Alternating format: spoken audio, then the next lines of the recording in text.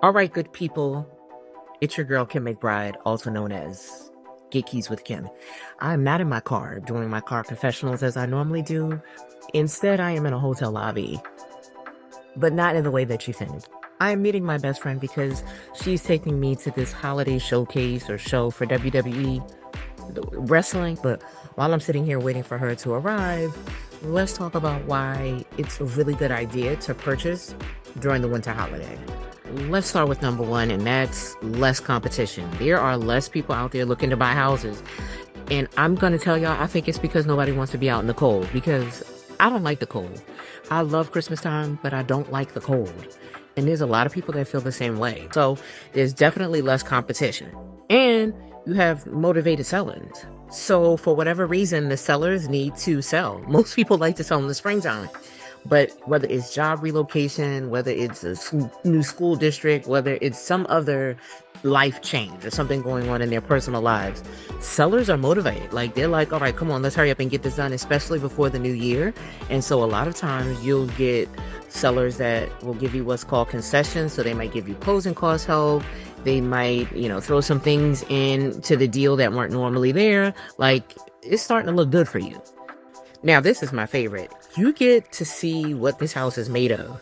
I always say, when you go during good weather to see a house, you're going to see a house in its best light and in its best conditions. However, when you're going to see a house when it's raining, when it's snowing, when it's hailing, and there's like crazy weather elements, you get to really see what the house is made of. Does it flood? How is the roof? How is the plumbing?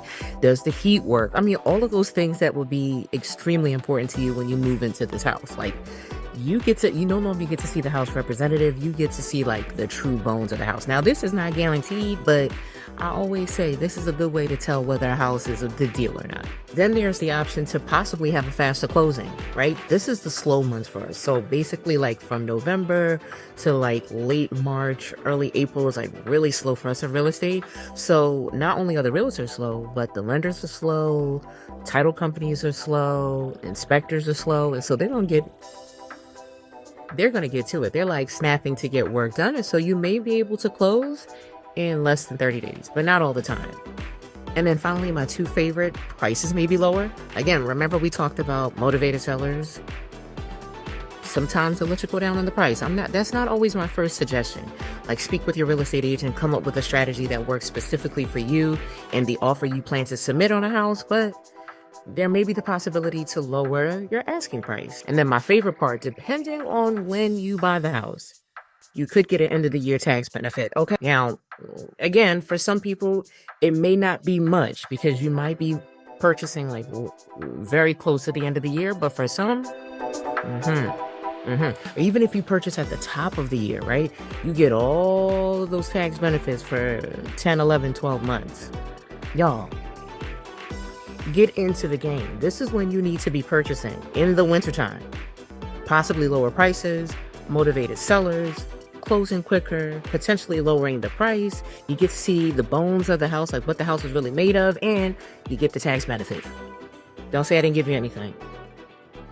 Happy Christmas, Hanukkah, Kwanzaa, Happy New Year, Happy Martin Luther King Day. Whenever you see this, get keys with Kim. Make it a great day on purpose, and I'll be back for more. Peace.